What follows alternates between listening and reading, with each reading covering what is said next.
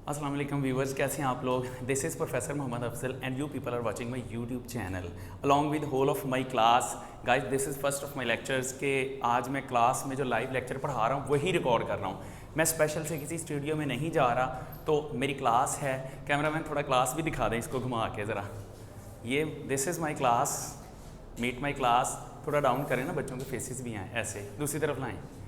And guys this is other side of my class, these are my students along with my lecture. अच्छा हाँ भाई students, करें start हम पढ़ना? चलें ओके। लेकिन अभी मैं स्टार्ट करने से पहले आप व्यूवर से कहूँगा कि सबसे पहले आप लोग जो पहली दफ़ा देख रहे हैं सब्सक्राइब करें, बेल आइकन प्रेस करें ताकि इससे आगे आने वाले सारे लेक्चर्स की जो अलर्ट्स हैं वो आपको मिलती रहें।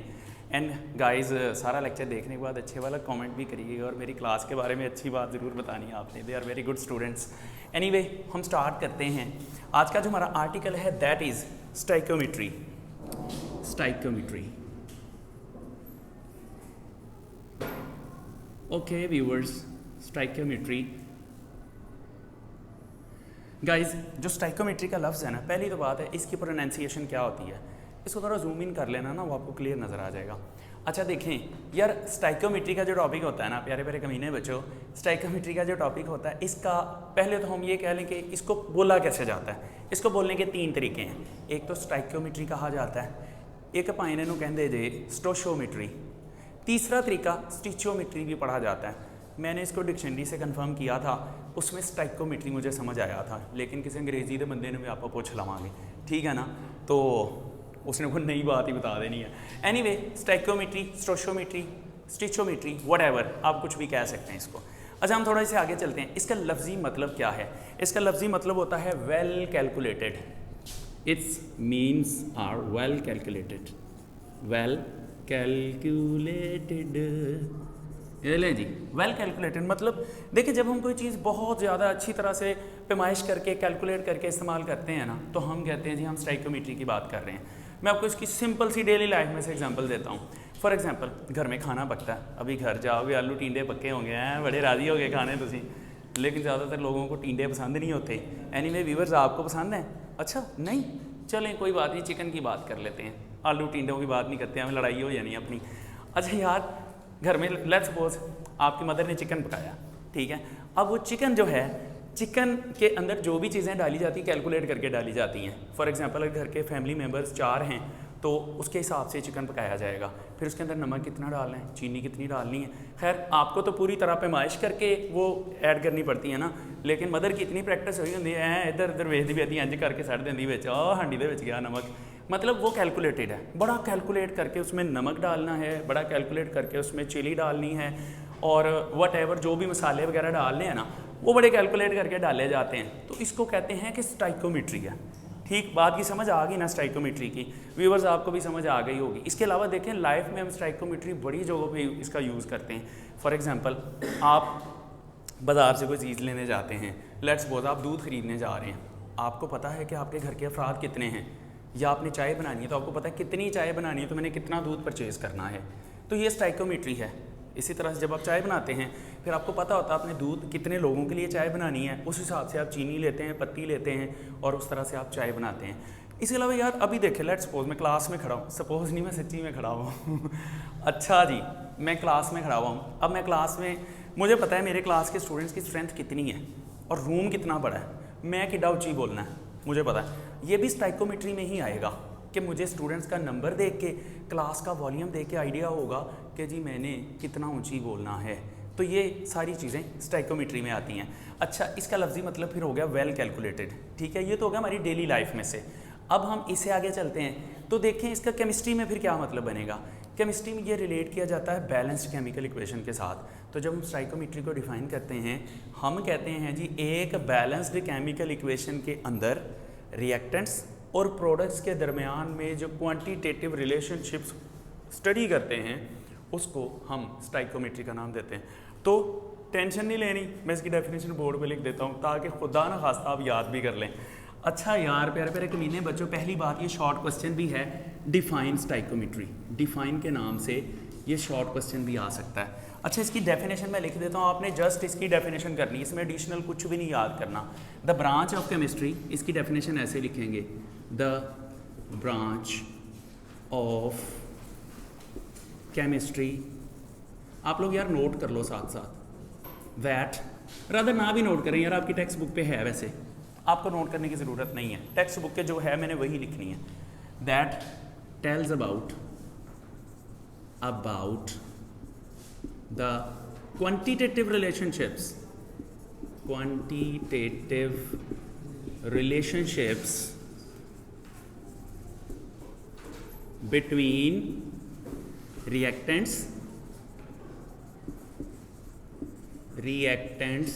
and products in a balanced chemical equation, तो व्यूअर्स अब ये देखें, एक बैलेंस्ड केमिकल इक्वेशन में जब हम रिएक्टेंट्स एंड प्रोडक्ट्स के दरमियान में रिलेशन को कैलकुलेट करते हैं, अब इसका मतलब क्या बनेगा, मतलब यार देखो हमने कितने रिएक्टेंट लिए, कितने प्रोडक्ट बने, ये होती है स्टाइकियोमेट्री, ठीक है ना। फ़र्ज़ करें 10 ग्राम रिएक्टेंट लेते हैं, रिएक्शन होता है, हम फ़र्ज़ कर लेते हैं कि 10 ग्राम रिएक्टेंट हुए, रिएक्शन होने के बाद जाहिर बात है 10 ग्राम प्रोडक्ट्स बनने चाहिए। जब इनको हम इस तरह से देखते हैं तो हम कहते हैं जी हम स्टाइकियोमेट्री स्टडी कर रहे हैं। मिसाल के तौर पे मैं कहता हूँ जी 10 ग्राम हाइड्रोजन ली है, 10 ग्राम ऑक्सीजन ली है, पानी बन गया, 20 ग्राम पानी बन गया, ये मैं स्टाइकियोमेट्री की बात कर रहा हूँ। रिएक्टेंट्स और प्रोडक्ट्स के दरमियान में मैंने रिलेशन निकाल दिया, ये स्टाइकियोमेट्री है। मैं लिख देता हूँ इज़ कॉल्ड स्टाइकियोमेट्री। आप आगे खुद इसको कंप्लीट कर लें, टाइम वेस्ट होगा। अच्छा, स्टाइकियोमेट्री की तो समझ आ गई ना आप लोगों को। अच्छा, इसके बाद स्टाइकियोमेट्री की ना कुछ लिमिटेशंस होती हैं। लिमिटेशंस कह सकते हैं कि उसके ड्रॉबैक्स, उसके डिफेक्ट्स, उसके अंदर आने वाली प्रॉब्लम्स। तो ये भी शॉर्ट क्वेश्चन है, डिस्क्राइब लिमिटेशंस ऑफ स्टाइकियोमेट्री, ये अलग से शॉर्ट क्वेश्चन है। डिस्क्राइब लिमिटेशंस ऑफ स्टाइकियोमेट्री,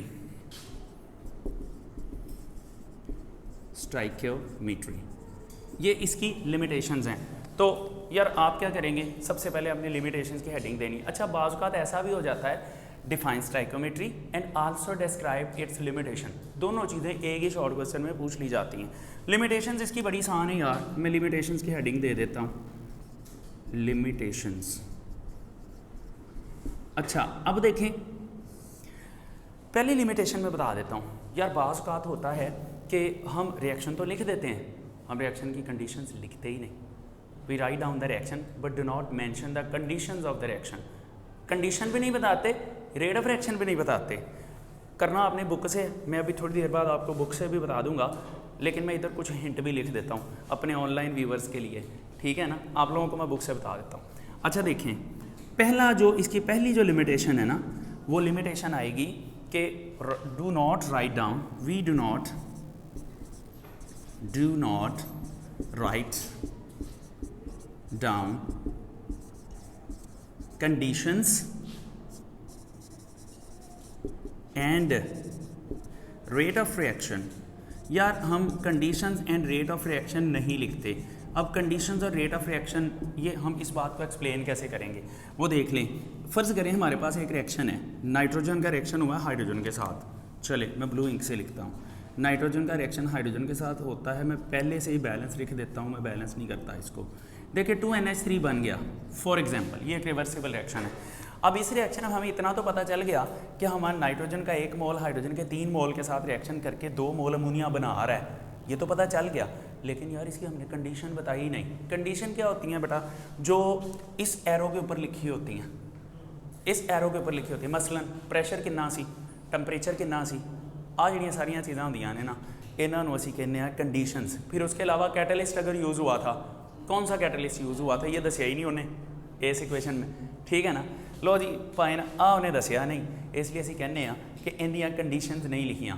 फिर रेट ऑफ रिएक्शन से क्या मुराद है, मतलब इस इक्वेशन को देख के आपको ये तो पता नहीं चल रहा कि ये कितनी देर में मुकम्मल हो जाएगा, नहीं चल रहा।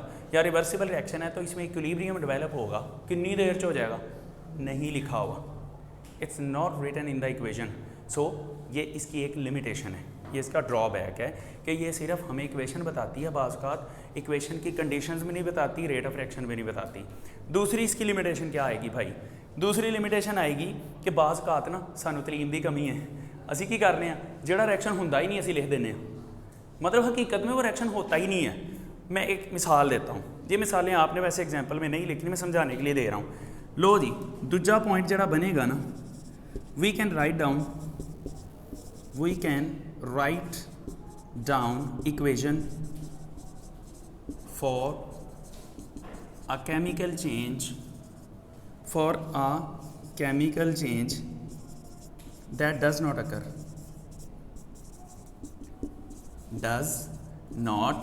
occur।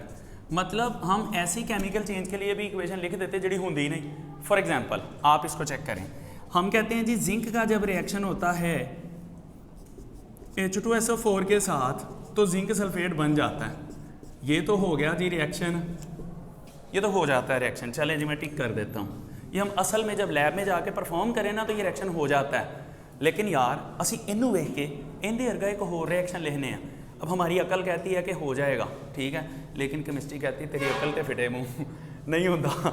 मसलन देखें कॉपर है, कॉपर का जब हम H2SO4 के साथ रिएक्शन करवाते हैं, या गोल्ड है, गोल्ड के H2SO4 के साथ रिएक्शन करवाते हैं, हाँ ये रिएक्शन नहीं होता, कॉपर उसमें पड़ा रहेगा, गोल्ड है वो उसमें पड़ा रहेगा एसिड में, रिएक्शन नहीं होता।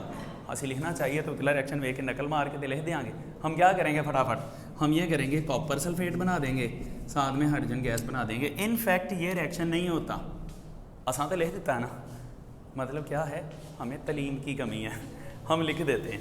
ये जिसने लैब में जाके परफॉर्म किया ये तो उसको पता है ना कि आ रिएक्शन नहीं होता, उत्ते वाला हो जाता है। लो जी, ये इसकी लिमिटेशंस होगी। ये आपके दो शॉर्ट क्वेश्चंस हो गए। इसके बाद हम तीसरी बात जो इसकी करते हैं वो होती हैं स्टाइकोमेट्री की कंडीशंस। कंडीशन की होंदियां ने वो आसान ने, मैं तुहानू दस देना। लो पाए कंडीशंस, ये भी शॉर्ट क्वेश्चन है यार। अब मैं क्वेश्चन लिख के टाइम नहीं ज़ाया करूँगा, इसके ऊपर क्वेश्चन ऐसे ही आएगा, write down conditions of stoichiometry, ठीक है। अगर किताब पे लिखना वो अभी लिखवा दूंगा आपको। अच्छा यार, इस पे शॉर्ट क्वेश्चन बनेगा write down conditions of stoichiometry, या दो ही कंडीशंस होंदियां ने।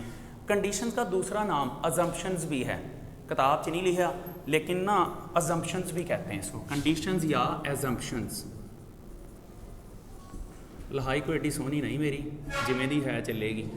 अच्छा देखें भाईजान, अजम्पशंस जो होती हैं ना दो हैं। पहली है कि जेड़ा रिएक्शन हो रहा है ना यार, वो रिएक्शन मुकम्मल होना चाहिए। जो भी रिएक्शन हो रहा है ना उसको मुकम्मल रिएक्टेंट्स को प्रोडक्ट्स में तब्दील हो जाना चाहिए, कोई मिकदार ज़ाया नहीं होनी चाहिए, सारी की सारी मिकदार मुकम्मल प्रोडक्ट्स में तब्दील होनी चाहिए। सिंपल जी गल है, मैं लिख देता हूँ। पहली कंडीशन इसकी बनेगी all the reactants must be converted to the products. लो जी, पहली कंडीशन तो इनकी है आ गई ना, बड़ी सिंपल कंडीशन है। दूजी कंडीशन जी है ना, है तो आसान ही लेकिन मैं आपको थोड़ा समझा भी देता हूँ। दूसरी कंडीशन है साइड रिएक्शन नहीं होना चाहिए, no side reaction should occur. Second जो है no side reaction should occur. लो पाए ना, कोई साइड रिएक्शन नहीं होना चाहिए। अब साइड रिएक्शन क्या बला होती है, मैं यदि भी एग्जाम्पल तुहानू डेली लाइफ से देंगा। हाँ फ़र्ज़ कर लें मैं घर में वेला बैठा हुआ था, मेरी अम्मी ने कहा जा पुत्र उतो दही लैके आ। अम्मी ने मुझे 50 रुपये दिए, मैं जनाब बड़ा शोहा बन गया, ले अम्मी हुने 2 मिनट में लैके आया। मैं जनाब निकलता हूँ बाहर, ज़रा सा थोड़ा आगे गली की नुक्कर पे वीडियो गेम्स बनी हुई हैं। मेरा एक दोस्त आता कि तो भज जाए छेती आ, दुश्मन आए ही साढ़े को जितते पे गेम, छेती आ स्ट्रीट फाइटर च हारने पे असी। मैं कहता अच्छा, मुझे सारा कुछ ही भूल जाता। मैं कहा दही भी आता रहेगा, छोड़ो। मैं भज के गेमां च वड़ जाता। आधा पौना घंटा गेमें खेलने के बाद ना मैनू चेता आता, ओए होए होए होए है कि हो गया, मैं तो दही लेना आया। करो आज तो छितर पहन गई करो। लो जी, मैं क्या करता हूँ, मैं जल्दी से गेम छोड़ता हूँ, दही लेता हूँ, घर जाता हूँ। अब वो काम था 5 मिनट का, मैंने कितने लगा दिए 50 मिनट। करो छितर तो पहने ही पहने मार तो पड़ेगी। एनीवे, अब वो गेमों पे जाना, गेम खेल के 40-50 मिनट ज़ाया करना, वो साइड रिएक्शन है। अगर हम केमिस्ट्री की बात कर लें, मैं इतने भी एक निक्की जी पिद्दी जी नन्ही मुन्नी एग्जाम्पल देता हूँ आपको, प्यारे प्यारे कमीने बच्चों को। अब देखें ज़रा वो क्या है, यहाँ पर देखें कार्बन ऑक्सीजन का रिएक्शन होता है, कार्बन डाइऑक्साइड बन जाता है, ठीक है भाई। अब हम तो कार्बन डाइऑक्साइड ही बनाना चाह रहे हैं ना, साड़ा तो यही मकसद है ना। अब चलो फ़र्ज़ कर लेते हैं कि हमने इसका लिया 10 ग्राम, इसका लिया 10 ग्राम, हम सोच रहे हैं कि इसका 20 ग्राम बन जाएगा, हम सोच रहे हैं 20 ग्राम बन जाएगा। असल में जब हम ये परफॉर्म करते हैं ना, ये 10 ग्राम ही रहता है, ये भी 10 ग्राम ही है, ये 20 ग्राम बनता ही नहीं, फिर हम कहते हैं पूतनी दा, ठीक है ना। यहाँ पर क्या है, ये 20 ग्राम की बजाय ये बनता है 12 ग्राम। हम सोची पड़ जाते हैं यार, बाकी का 8 ग्राम कितने गया। ओए मेरा हेयर स्टाइल, सॉरी टिंड नज़र आएगी। अच्छा यार, यहाँ पर पता क्या है, ये बना सिर्फ हमारे पास 12 ग्राम। हम कहते हैं यार 8 ग्राम किधर गया। यहाँ पर तो लॉ ऑफ मैस कंजर्वेशन की टीरी पैंदी हो जाएगी, वो तो सत्यानाश हो जाएगा उसका। अच्छा अब फिर करते क्या हैं, हम जब इसको ज़रा डिटेल में देखते हैं ना, तो इसके साथ एक और अजीब सी चीज़ बन रही है जिसका नाम है कार्बन मोनोऑक्साइड। बाकी का 8 ग्राम ये बनता जा रहा है। अब ये जो कार्बन मोनोऑक्साइड बना, ना हमने सोचा, ना हमने बनाया, ना हमने उसके लिए कोई कोशिश की, आप ही बन गया ना। ऐसा रिएक्शन जो खुद ब खुद हो जाए, जो हमें चाहिए भी नहीं होता, जो मेन प्रोडक्ट के अलावा होता है, उसको हम साइड रिएक्शन कहते हैं। अब ये बना तो जाहिर बात है हमारी इसकी मिकदार तो कम हो गई, जो चीज़ हम बनाना चाह रहे थे। तो स्टाइकोमेट्री के अंदर साइड रिएक्शन नहीं होना चाहिए, इस बात की समझ आ गई। उसके बाद आता है कौन कौन से लॉज हैं जो स्टाइकोमेट्री में स्टडी किए जाते हैं। लॉज इन स्टाइकोमेट्री, यार ये भी शॉर्ट क्वेश्चन है। लॉज स्टाइकोमेट्री में ना 2 तरह के लॉज पढ़े जाते हैं, टेंशन नहीं लेनी कि मैं आपको बुक से अभी बता देता हूँ। एंड व्यूवर्स आप लोग भी जो है ना अपनी बुक में से देख लें, बड़ा क्लियरली लिखा हुआ वहाँ पर भी। पेज नंबर 17 है, मैं आपको बता दूँ 17 पेज के तकरीबन मिड में जाके ना, यार 17 है ना पेज, 17 पेज के मिड में जाके बिल्कुल नीचे जाके लिखे हुए हैं सारे पॉइंट्स, आपको ईजिली मिल जाएंगे। अच्छा लॉज की बात करें तो व्यूवर्स 2 तरह के लॉज इसमें पढ़े जाते हैं। इसमें कोई बहुत बड़ी साइंस नहीं है, मैं इन 2 लॉज को एक्सप्लेन नहीं करने जा रहा, मैं जस्ट इन 2 लॉज के नाम लिखूंगा क्योंकि आपके सिलेबस में जस्ट इनके नाम है। पहला लॉ है law of conservation of mass, conservation of mass. Lecture ख़त्म होने वाला यार, जल्दी से इसको कवर कर दें। दूसरे नंबर पे law of conservation of mass है, और दूसरे नंबर पे जो है इसका जो लॉ यूज़ होता है डेफिनेट प्रोपोर्शन यूज़ होता है, उसको कहते हैं लॉ ऑफ डेफिनेट प्रोपोर्शन। अब ये लॉज होते क्या हैं, इस पे हम नहीं जाएंगे, टाइम ज़ाया होगा। Definite proportions. अच्छा जी, तो बच्चों ये भी शॉर्ट क्वेश्चन है। Discuss laws studied in stoichiometry. आज की आखिरी बात, यार इसमें कुछ रिलेशनशिप्स भी हम स्टडी करते हैं, हम उसकी हेडिंग भी एज ए रिलेशनशिप ही देंगे। इसके अंदर हम रिलेशनशिप्स भी स्टडी करते हैं। रिलेशनशिप्स का मतलब है रिएक्टेंट्स और प्रोडक्ट्स के दरमियान में जो रिलेशनशिप्स हैं, जिसका हमने स्टाइकोमेट्री में डेफिनेशन की कि relation between reactants and products. यार ये जो रिलेशनशिप्स हैं ये 3 तरह के होते हैं, उनके जस्ट आपने नाम याद करने, उनके नीचे जो डिटेल दिया वो नहीं करनी। पहला है मैस रिलेशनशिप, मैस रिलेशनशिप। अब ये रिलेशनशिप बार बार लिखना पड़ेगा, अब मैं नीचे नहीं लिखूंगा। अच्छा बी पार्ट इसका होता है, पहले मैं ये बता दूं, मैस रिलेशनशिप का मतलब है कि जब आपको सवाल में मैस दी होती है, जवाब में आपको मैस ही पूछी हुई होती है। मतलब आपको क्या दिया जाता है जी, इतने ग्राम इन दोनों के दिए गए, ये कितने ग्राम बनेगा, ग्राम में दे गए, ग्राम में जवाब पूछ लिया, ये मैस रिलेशनशिप हो गई। ये अगले लेक्चर में ना मैं इसको एक्सप्लेन करूँगा। दूसरा बी पार्ट, मैस मोल रिलेशनशिप और मोल मैस। जब आपको कोई चीज़ मैस में दी जाए, जवाब मोल में पूछ लिया जाए, या कोई चीज़ मोल में दे के जवाब मैस में पूछ लिया जाए, तो ये मैस मोल या मोल मैस रिलेशन होता है। आखिरी रिलेशन जो हमारा बनता है वो होता है मैस वॉल्यूम। ये वॉल्यूम मैस भी हो सकता है, मतलब जब आपको सवाल में मैस दे के जवाब में वॉल्यूम पूछ लिया जाए, या सवाल में वॉल्यूम दे के जवाब में मैस पूछ लिया जाए, तो मैस वॉल्यूम या वॉल्यूम मैस रिलेशनशिप होता है। तो यार आप लोगों को तो मैं अभी बुक से बता देता हूँ, मैं ज़रा अपने ऑनलाइन व्यूवर्स के साथ बात कर लूँ।